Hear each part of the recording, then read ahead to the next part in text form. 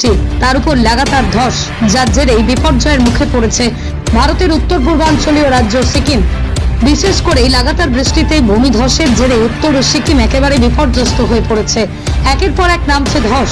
বৃহস্পতিবার রাতে নতুন করে ধস নেমে লিঙ্গি থেকে সিংটাম রোড কাউকোলা সন্তুলিত অবরুদ্ধ।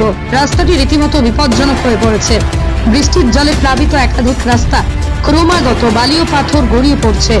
কোন রকম বিপদ এড়াতে সিকিম প্রশাসনের তরফে পর্যটকদের ওই রাস্তায় যেতে নিষেধ করা হয়েছে। সেই সঙ্গে সতর্ক করে এও বলা হয়েছে, রুট পরিবর্তন করতে না পারলে তারা যেখানে আছেন সেখানেই যেন হোটেলে থাকেন। কারণ অবিরাম বৃষ্টির জন্যই বিপর্যয় মোকাবিলা দল কাজ করতে পারছে না।